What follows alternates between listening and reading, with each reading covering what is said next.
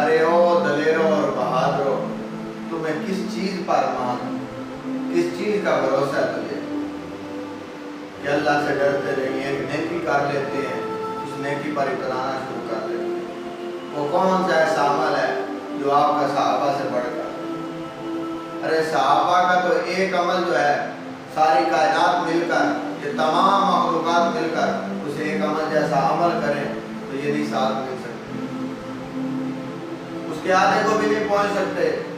تو آپ کو کس چیز نے اتنا غرور اور تکبر میں ابھارا ہوا ہے کہ اللہ کی بارگاہ میں جھکو نہیں، بلکہ یہ کام کرو تو تم بخشے ہو؟ ہمیں بخشوانے والے بہت زیادہ لوگ ہیں، آپ بھی بخشے ہوئے، لیکن اللہ کی بارگاہ میں تو حاضر ہونا ہے، اللہ کی بارگاہ میں پیش ہونا ہے۔ وہ وقت، وہ لمحے یاد کرو، ان دنیا داروں کو چھوڑو، بلکہ اللہ کی بارگاہ میں آ کر دیکھو تو صحیح، آتی اللہ و آتی رسول، اطاعت اللہ اور اس کے رسول کی کرو، اور پھر جا کے پھر بھی اس بات پر بھروسہ نہ کرو کہ ہم بخشے۔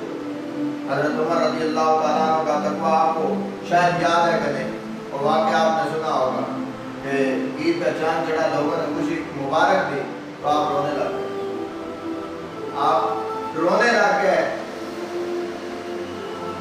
اگر یہ کہ سب خوشیاں منا رہے ہیں امیر المومنین، آپ رونے لگ گئے، کہا کہ میرے اللہ نے پتہ نہیں روزے قبول کیے ہیں کہ نہیں۔ وہ تقویٰ ہے، تو آپ کو پتہ نہیں کس چیز نے ابھارا ہوا ہے، آپ گناہوں کی طرف بھاگ رہے ہیں، نیکی سے پیچھے ہٹ رہے ہیں، یہ کوئی طریقہ کار نہیں، بلکہ خود کو سنوارو اور اللہ کی بارگاہ میں حاضر کرو۔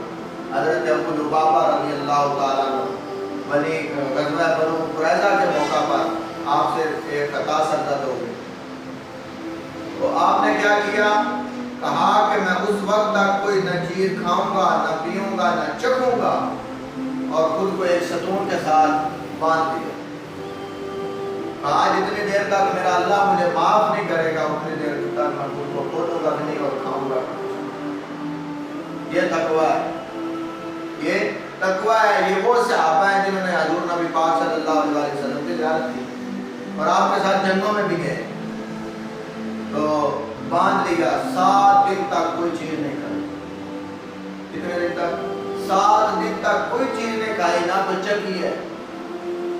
ایک دم غشی طاری ہوئی، غش طاری ہوا تو پتہ چلا کہ آپ کی توبہ قبول ہو گئی ہے، آپ کی توبہ قبول ہو گئی ہے۔ کہا اگر توبہ قبول ہو گئی آپ میں خود کو کھولوں گا نہیں، مجھے آ کر سرکار کھولیں گے۔ نبی پاک صلی اللہ علیہ وسلم کو پتہ چلا تو نبی پاک صلی اللہ علیہ وسلم خود آئے اور ابو لبابہ کو کھولا۔ یہ صحابہ ہے، تو میرے پاس، آپ کے پاس ایسا کون سا عمل ہے، ایسی کون سی عبادت ہے جس نے تجھے اس بات پر آمادہ کیا ہوا ہے کہ تو جنت میں جائے گا، تو بخشا جائے گا؟ ارے قیامت کا دن تو وہ ایک دن بھی نہیں دیکھنے والا ہوگا، اس دن میں آپ کی برداشت نہیں رہے گی، یہ دنیا کا وہ ایک دن نہیں ہے۔